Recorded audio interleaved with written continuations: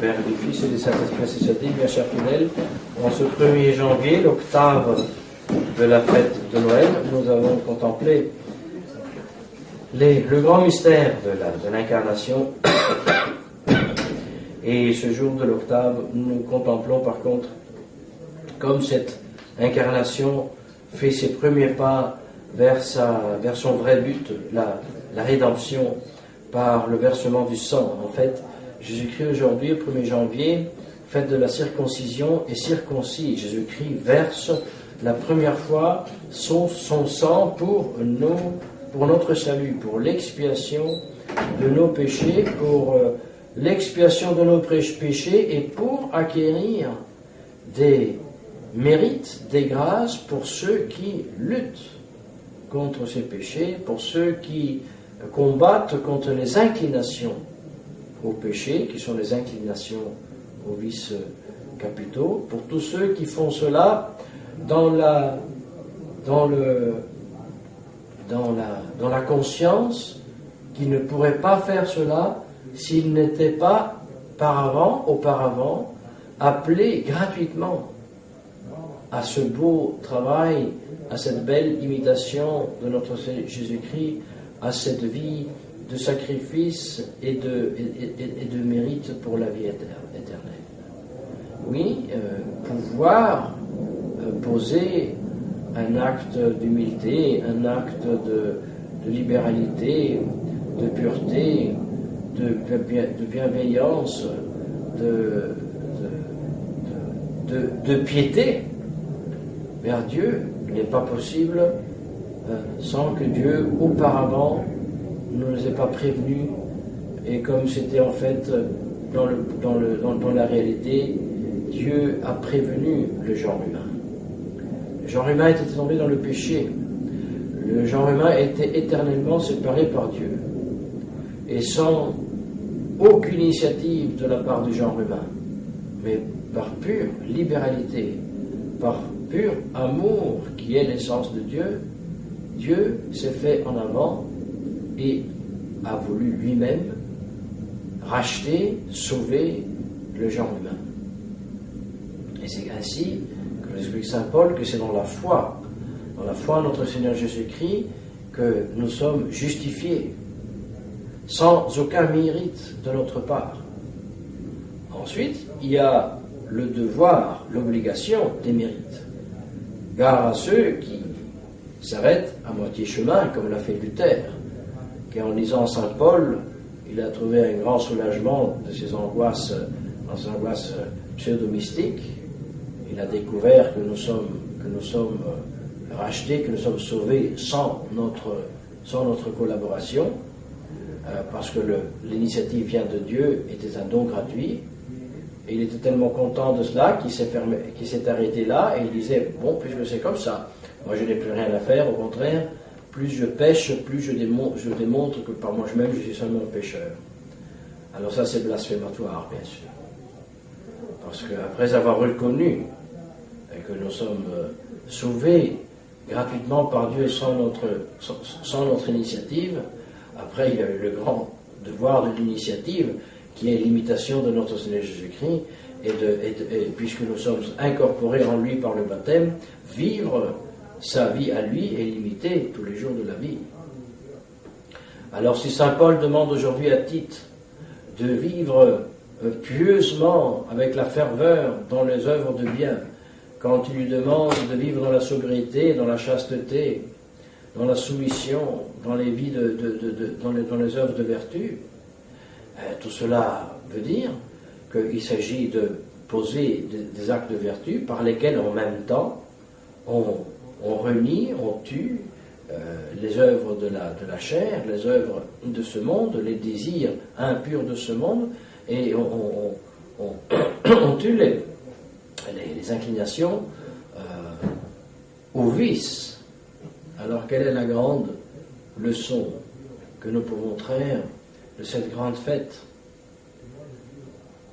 Si notre Seigneur Jésus-Christ est circoncis, certainement, comme tous les enfants, la circoncision même lui a provoqué une très forte douleur. Or, nous dit saint Paul que la circoncision, c'est la circoncision du vice.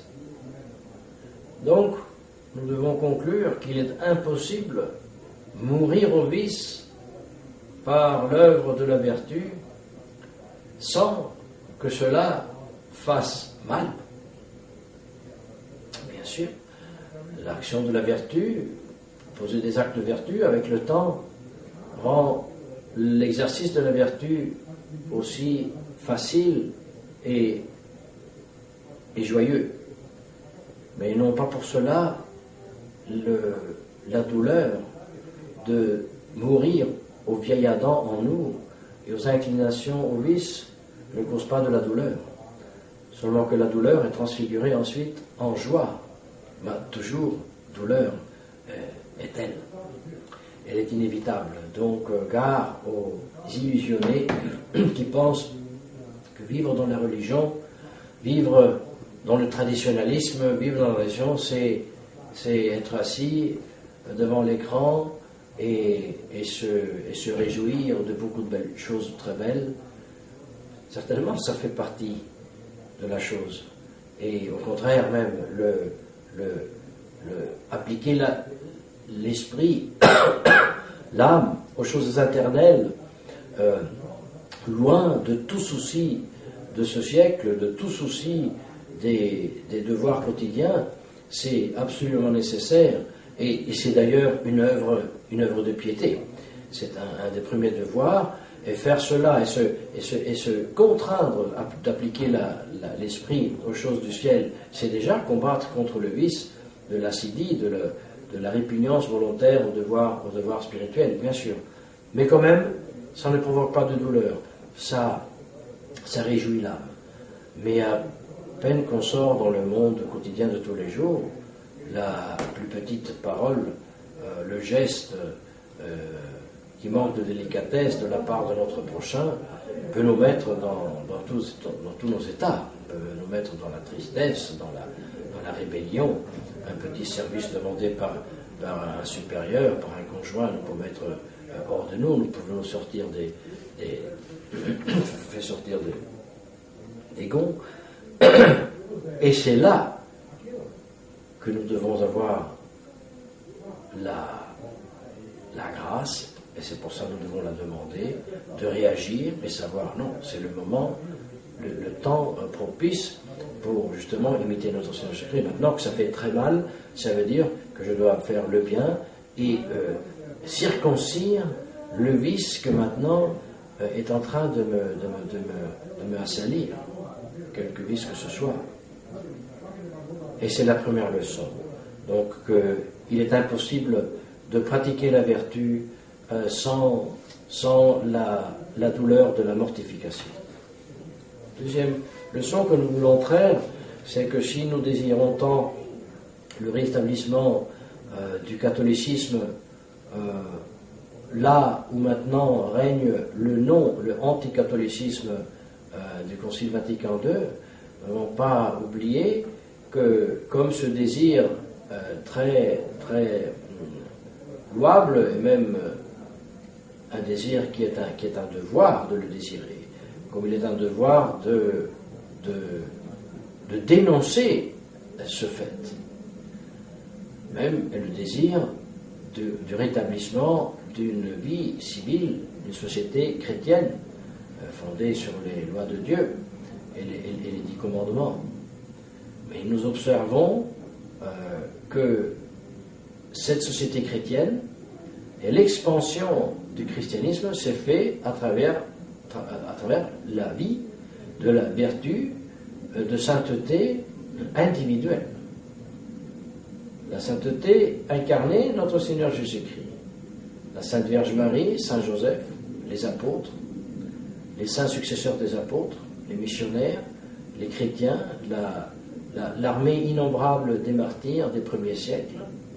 Voilà ce qui a fait l'expansion du christianisme. Voilà ce qui a fait un courant beaucoup plus puissant que ne l'était le courant des invasions barbares, 4e, 5e, 6e siècle jusqu'au 9e siècle. Parce que le christianisme ne les a pas fermés arrêté physiquement, même si cela est avenu, n'est-ce pas, ici, près de Mantova. Attila était arrêté par le Saint-Pape Léon, si je me trompe. Mais ce qui a été fait, le courant du christianisme a changé les païens, même les hérétiques, les a rendus catholiques, a changé leurs mœurs, leurs coutumes, a changé en eux l'inclination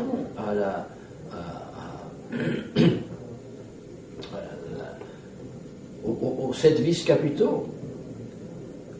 Et c'est ça le miracle du christianisme qui a son fondement dans l'incarnation. Dieu, la nature humaine, qui unit la nature divine dans la personne divine de la deuxième personne de la Sainte Trinité. Seule donc une nature humaine dans et la porte avec sa personne divine. Un homme qui est Dieu, un homme Dieu. Et qui donc, tout ce qu'il fait comme homme a valeur d'une action divine. Donc, valeur infinie. Et non seulement il fait ceci pour nous racheter et pour nous sauver, mais il communique à nous-mêmes son agir auquel nous avons part à travers d'abord le baptême pour pouvoir le faire, et ensuite la prière, les sacrements, l'exercice des vertus pour le vivre. Alors bien persuadé qu'il n'y a pas d'autre façon de rétablir l'Église et la société civile selon les vouloirs de Dieu, sinon dans la façon dont il a été établi. Nous demandons à la très sainte Vierge Marie en ce jour de l'octave de Noël de raviver en nous cette vive foi, cette vive espérance, cette vive charité dans l'imitation de notre Seigneur Jésus-Christ, au nom du Père et du Fils et du Saint-Esprit, ainsi soit-il.